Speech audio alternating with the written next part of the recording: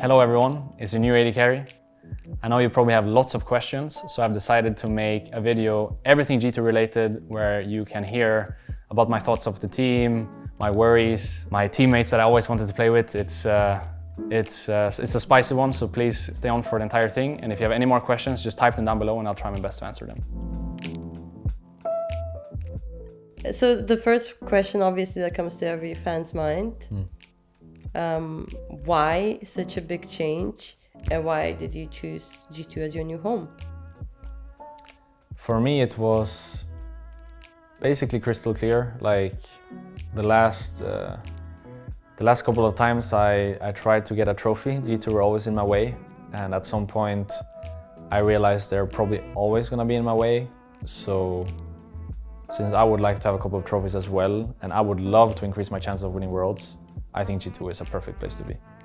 I feel like their ambition to just always be on top of things, like ever since they joined the LEC or the LCS back in 2016, they have always been, in some way or the other, like just a really good team and a really good brand. So I think once they asked me, it was a no-brainer, honestly. Like it was just like, I was super happy to actually get the opportunity. And it also feels like a lot of fun to be able to play with Caps again, or Rasmus again. I have two years together with him, and I always felt like we were like a really strong carry duo, where he was the more crazy aggressive one and I was more like the consistent safer one, where we could like complement each other pretty well in this. So I'm super excited to play with him again. And also I played with Jankos 2 All-Stars, and I had a really good impression of him when we played together there, and I always kind of wanted to see how it was to play together with him on a team. So now that I have the chance, that's also like giving me a lot of excitement and happiness. Mickey, he was our sub back in 2016. I really wanted to get him for the 2016 roster, but he was without experience at all back then, I think. So we didn't feel like it was the correct choice to just put him in the main team straight away, and he was our sub instead for that spring season. And then he went on to Splice and later Misfits and now G2, and he's just been like rocking it ever since. So it's also super exciting to play with him because he is basically the best support there is in Europe. I know Hylissang is coming to a close second, maybe even himself being the first and Mickey being the second, but I feel very privileged to be able to go from like one of the best supports to another one of the best supports and get nurtured under these guys and learn so much under these guys. It's a very privileged thing of mine, I think, to be able to see what they go for. And for Wunder, I guess I never really talked to the guy like that. We're on complete opposite sides of the map, so we never really interact like that. But he reminds me a lot about Soas, actually, where he's so like silently every game finds use. I cannot explain or put my finger on what exactly he does right, but I always found it so cool to see how someone can like go unnoticed for like 20 minutes of the game and then all of a sudden be like just carrying it by himself, or be super fed, or have like an extreme lane lead or something. He just like without getting noticed, he does something in the game always, and it's cool to see. I think that's exactly what top laners need to do, and reminds me a lot about Soas, actually. I am not really worried about the playing part.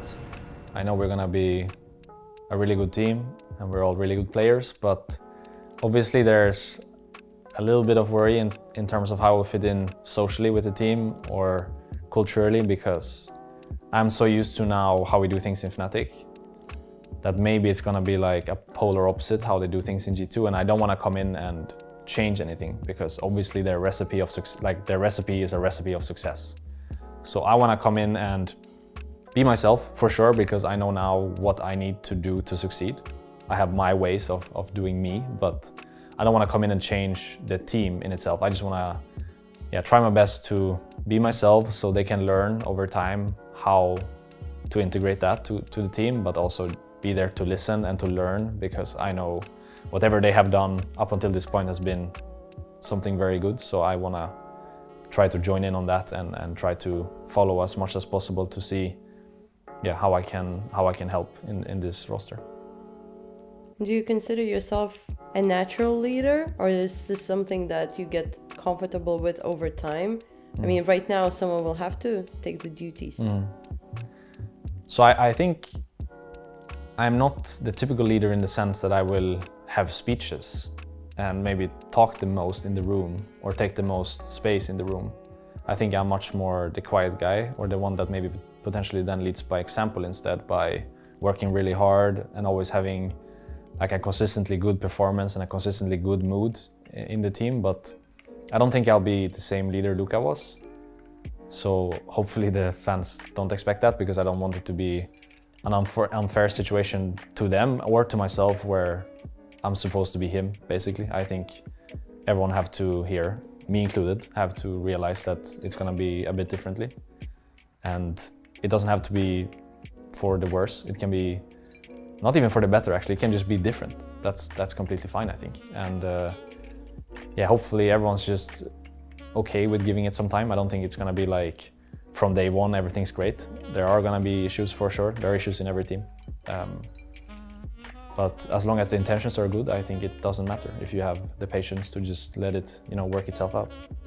Your limited champion pool was always kind of in the way, and this is also where it comes that maybe you're not as flexible as, like, let's say G2 community expects players to be, because we're famous for doing crazy stuff. So what shall we see here? So I think I actually worked quite a bit on this the last couple of years. I realized after Caps left, or even when I played with him, that one of the things that made him so good at the game was that he knew every champion in the game. So if you told him like, hey, play this champion, he'd be like, oh yeah, I played this already in solo queue at this time, and I did this and I did that. And it was always like, he knows exactly what he's talking about every time. And then you'd ask me and I'd be like, yeah, I played these 2080 carries, and then I have no idea about anything else. So at that point I realized I have to learn other things as well. I think since then, like the last 3 years or so, I've been quite good actually at like learning new champions and like expanding my champion pool or showing that I can do more things. But I still have this specific mindset, I guess, where I will, like, if let's say I think something is good, but maybe the meta isn't that, I will still stand strong for my opinion and still want to play that. I don't think I will like sway so easily and just follow what everyone else wants to do. Like sometimes I will stand for myself and believe in myself and my opinion. But yeah, I think I've just found a finer line here now where I can still do my own thing, but also play more champions and have more variety in what I offer. One of our main strategies historically has been, if you don't know what you're doing, the opponents don't know what you're doing. I mean, obviously that's a joke, but in many times it's a lot of like organized chaos. So are you ready for it? I think I am. As an AD carry anyways, it's like a lot about following your teammates. I don't think you're necessarily the one to make the initiative moves. I think you're much more the one that is supposed to follow and the one that is supposed to help your teammates. So I think if the team wants to play crazy, I'll play crazy. If the team wants to play slow, I'll play slow, because that is my role in the game. And I don't think it has to be necessarily tied to the champions you play. I don't think it has to be that I play a different champ every game, because that is crazy. I think crazy can be you playing the same champion 10 games straight, but every game is a little bit different depending on what your team wants to do, what matchup you have, what the game plan is. Like there's a lot of different things that can happen regardless if you're changing champion or not. So I think it's not necessarily about here coming in and playing every mage in the game, every AD carry in the game, maybe some Garen Yumi again. It's not about this. I think it's about me being open-minded and kind of what I mentioned earlier, like being able to come in and listen and learn this recipe of success that G2 has created with this roster specifically, and just try to fit myself in there somewhere, because I still want to also remember that like I have also been a part of this league scene now for like 8 or 9 years or so I should use that as well. I shouldn't come in and basically pretend like I'm a rookie. I should come in and still have, an opinion and use my experience to our advantage. And people, I feel like they see you as a little more serious guy. Yeah. So can we expect you to loosen up a little? I think this question is hard, and this is the only worry I really have of joining the team. As I mentioned earlier, like I know play is gonna be good. My teammates are, they're great. I don't have to talk about them more. And I think I am a great player too.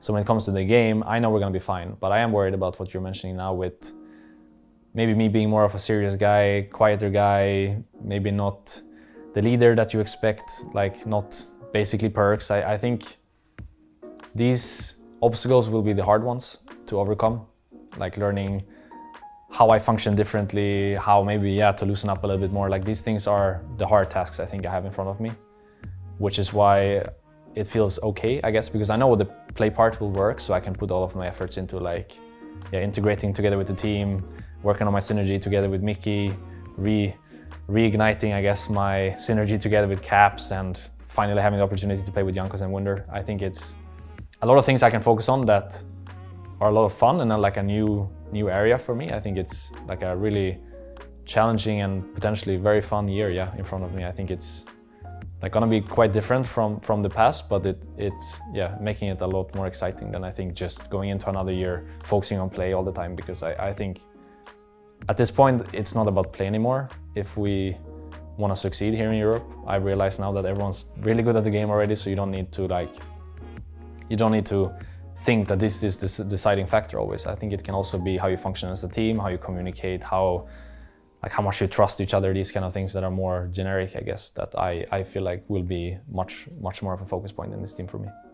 So there is a theoretical chance that fans gonna hear you join the team singing in the voice comms. Yeah, it depends on what song we're singing, but I will chip in if I know. Thank you so much for watching. As I mentioned earlier, if you have any more questions, please just type them below and I'll do my best to answer them. And thank you so much as well for your warm welcome to the team. I'm super excited to be here for the next couple of seasons, and hopefully we can get more trophies than you already have.